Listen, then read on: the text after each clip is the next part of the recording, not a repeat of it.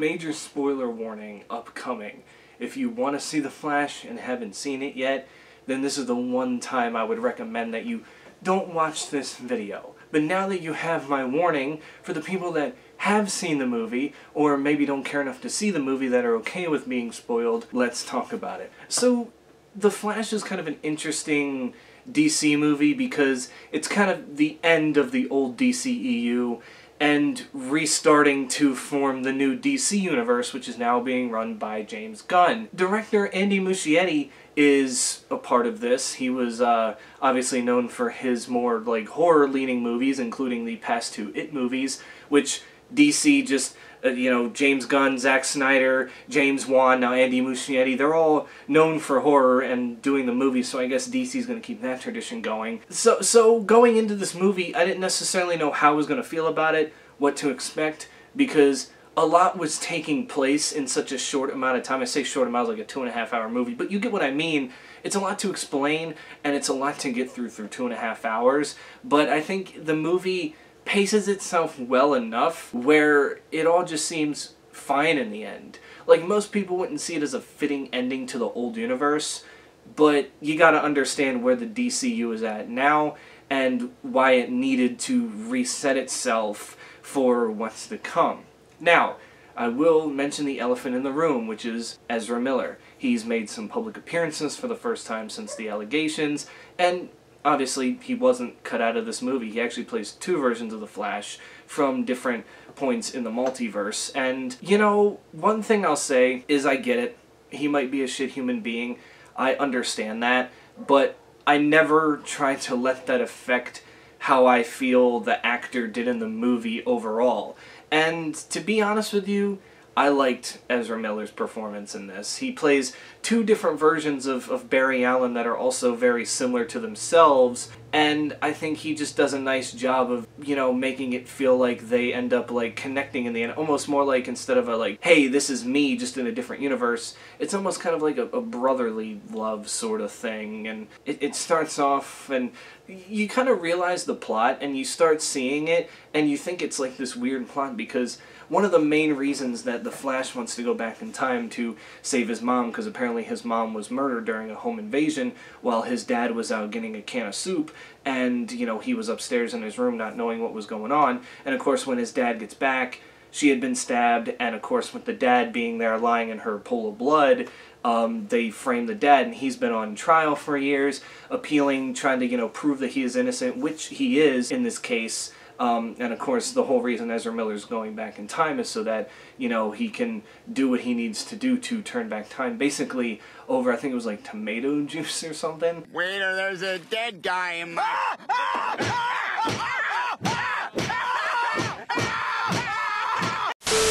It seemed like a very weird plot at first, but then you start to realize that that's not the whole plot of the movie. The main plot of the movie is basically, you know, it all ends up leading to, like, no matter what universe you go to, there's always some sort of fate in that universe, and trying to change it, just, you're never going to be able to. It's going to be the same outcome, but happen in some sort of different way. Like, toward the final battle, when the two Flashes were fighting, and, you know, everybody's dying around them, so they decide to do the thing like they did, or like, I should say, the one Barry Allen did in the Justice League Snyder Cut, where he basically reverses time by running so fast to try to help his, you know, squad come out on top. And when it didn't happen again, they kind of came to the realization that, oh, well, I guess there is no changing the past, or at least the one Flash did. The younger Flash, the one that is in the other multiverse, he hadn't had his powers yet by the time the other Barry Allen, you know, got to his universe, but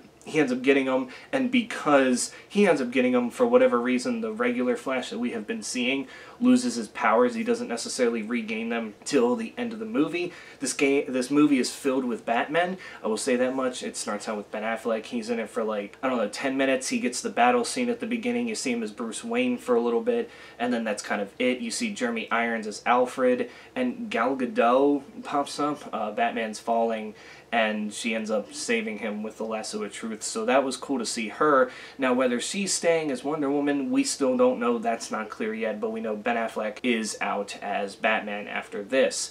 And then we run into Michael Keaton's Batman. Yeah. I'm Batman. Yes! Yes! Yes!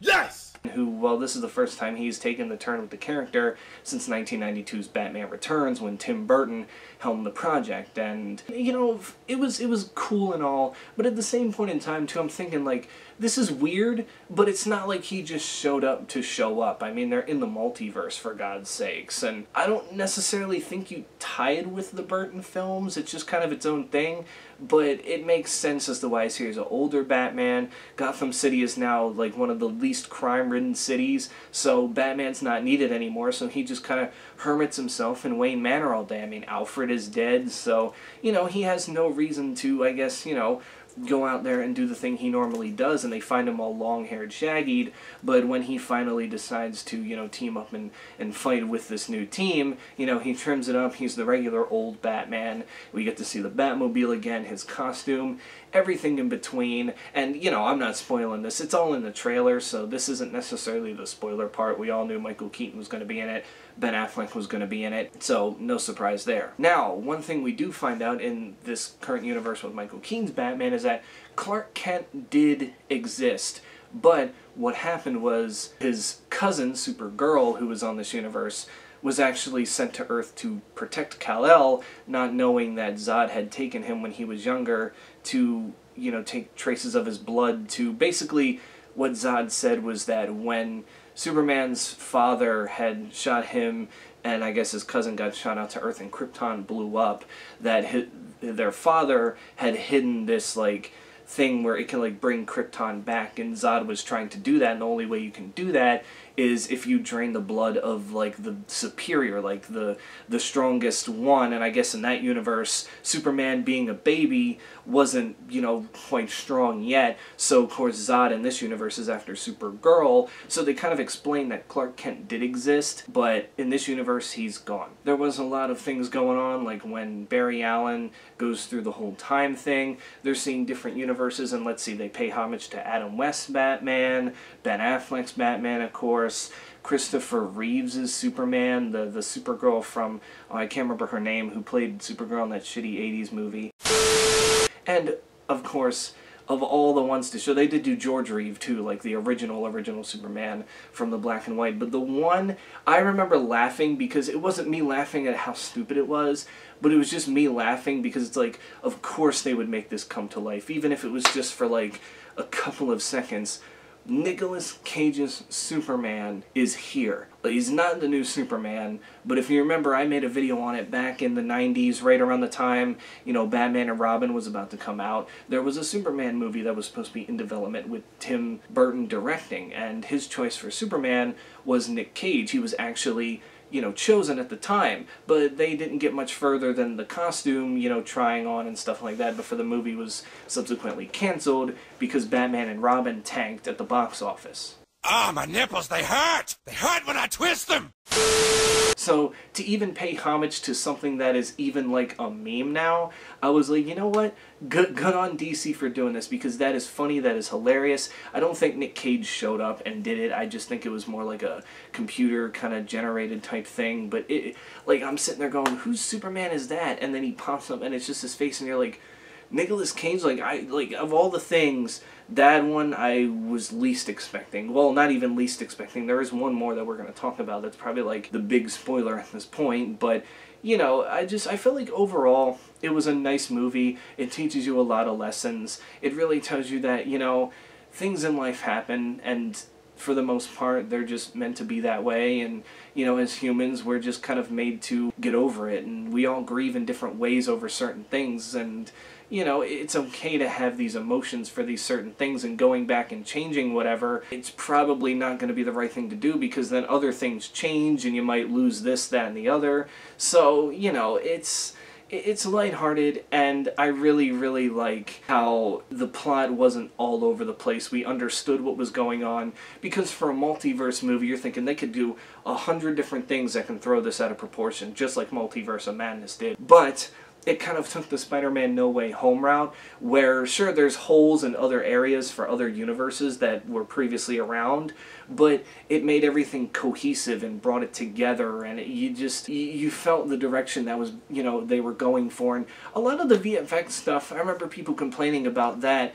It's not necessarily noticeable in the final cut, but director Andy Muschietti did say that it was intentional, because a lot of this stuff you're seeing from the Flash's perspective, how messed up and blurry it all looks to him. So if you're seeing it that way, you're supposed to see it that way, which, you know, again, it's not necessarily real noticeable in the movie to begin with. Now, you're probably wondering, how is the world reset?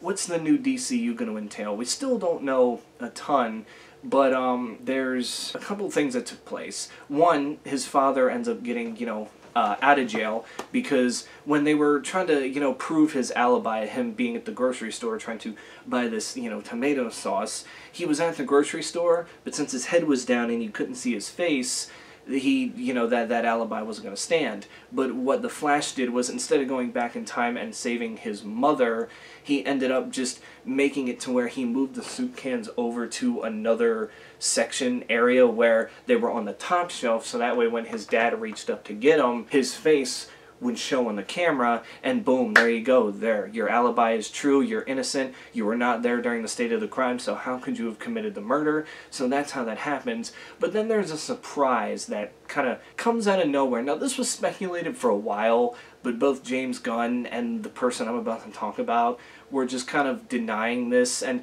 I don't know if this is set in stone, but if this is a true reset, and considering that Andy Muschietti is set to direct the DC Brave and the Bold movie in James Gunn's new universe, this could potentially be the new Batman that we get here. And by new in quotations, I mean it's someone we've seen before, because lo and behold, out pops George Clooney. Oh no! I know, I get it. People are gonna be like, yeah, but he was in the worst one, Batman and Robin, you know, the cheesy one that nobody really liked that much. I understand. I always thought that he could make a great Batman and Bruce Wayne if he had a great script. And the problem with Batman and Robin was he didn't really have a script to go off of.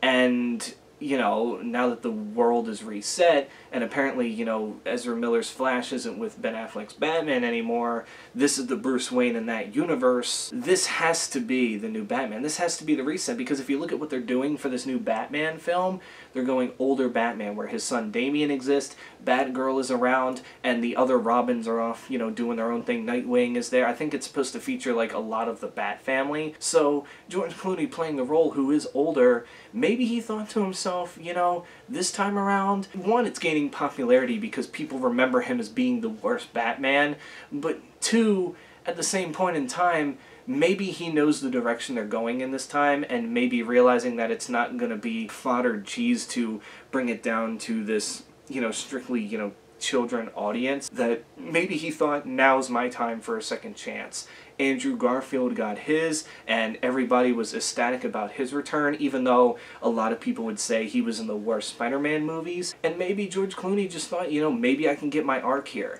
I don't think it's going to follow anything from his movie in particular.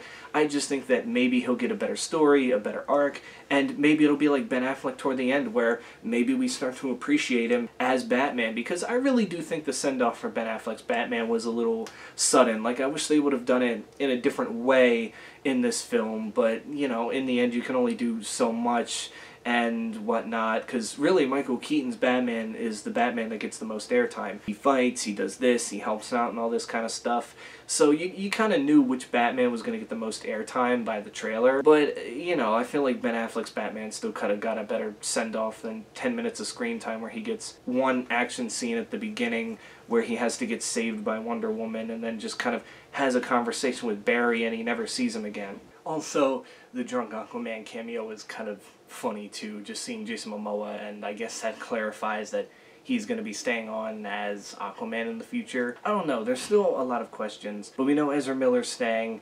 We know that maybe George Clooney's back, and for the most part, there's going to be some new people that are going to be introduced, people we haven't seen before. But yeah, overall, that's my thoughts. I would definitely give Flash the recommendation. I know because of what Ezra Miller did, everybody talking about it, people are hesitant to see it, but just watch it as if you're just watching him act. Don't necessarily ignore what he did. I understand what he did was terrible, or allegedly did, but you know, none of that matters in this movie. He does a great job. Everybody else in this movie does a great job. And I will say, for once, the humor is timely. It's nice. It's not too obnoxious. Nothing goes on for super, super long when it comes to the comedy aspects, sort of like what Thor, Love and Thunder tried to do.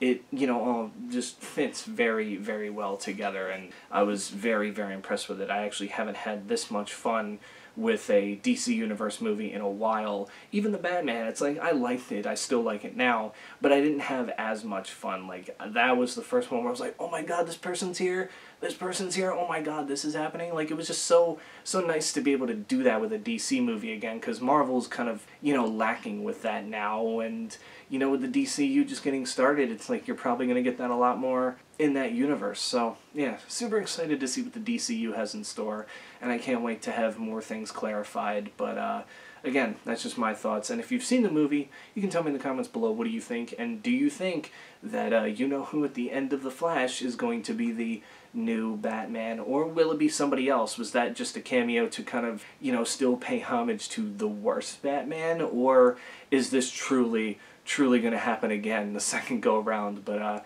yeah, that's it for me. Stay safe out there, and until then, I will catch you all in the next one. Flash be like, do you have any idea how fast I am?